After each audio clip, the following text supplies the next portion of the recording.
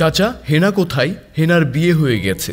আমি বিশ্বাস করি না। এই এক সংলাপ ছয়লাফ পুরো সোশ্যাল মিডিয়ায়। ছেলে থেকে বুড়ো সবাই জানতে চায় চাচা হেনা কোথায়। আলোচিত এই হেনা এখন নাইমের ঘরে সুখের সংসারে আছেন তিনি 3 দশকেরও বেশি সময় ধরে। মূলত 1996 সালে বাপ্পারাজের প্রেমের সমাধি সিনেমায় হেনা চরিত্রে অভিনয় করেন অভিনেত্রী শাবনাজ। তার সেই চরিত্রটাই জেনজি প্রজন্মের কাছে ভাইরাল। আর 2025 সালে এসে বিষয়টি নজরে এসেছে হেনা চরিত্রে সেই শাবনাজেরও। এই ট্রেন্ডে তিনি নিজেও মজা নিচ্ছেন বলে জানিয়েছেন এই অভিনেত্রী, যিনি কিনা অভিনেতা নাইমের স্ত্রী। পর্দায় বাপ্পারাজ থেকে অমিত হাসান হেনা চরিত্রের শাবনাজকে কেড়ে নিয়ে গেলেও বাস্তবতা কিন্তু ভিন্ন। বাস্তবে কোনো ত্রিভুজ প্রেম নেই কোনো দোটানা। সিনেমার টুকরো কোনো প্রেম কাহিনীর চেয়ে সুন্দর এক প্রেম কাহিনী ছিল নাইম ও শাবনাজের। এই জুটিটা তখন আলোচিত ছিল, প্রশংসিতও ছিল।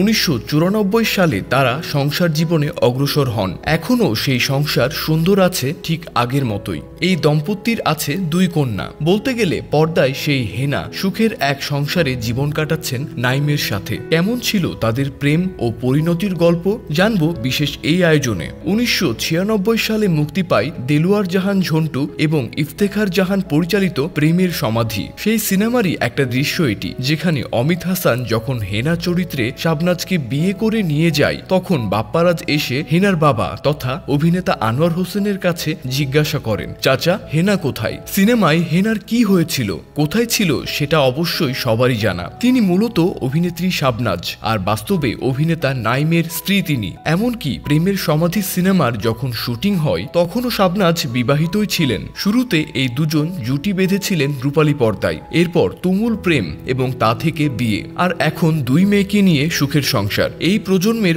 অনেকেই অবশ্য নাইম ও শাবনাজকে সেভাবে নাও চিনতে পারে, তবে কয়েকটা প্রজন্মের আবেগে মিশে আছে এই অভিনেতা এবং এই অভিনেত্রী। রূপালী পর্দায় তাদের অভিষেক হয়েছিল 1991 সালে। এতে শাম পরিচালিত সিনেমাটির নাম ছিল চাঁদনি। সুপারহিট সিনেমা দিয়ে তারকা খ্যাতি পেয়ে যান মিষ্টি চেহারার মানুষ দুটি। 90 দশকে তারা দুজন দারুণ জনপ্রিয় ছিলেন। একসাথে অভিনয় করেছিলেন অনেকগুলো সিনেমায়, যার সবই প্রায় সুপার ডুপার হিট। চেনা জানাটা প্রথম সিনেমা দিয়ে হলেও শফিউল আলম পরিচালিত বিশ্বের বাসী সিনেমায় অভিনয় করতে গিয়ে প্রেমে জড়ান নাইম ও শাবনাজ।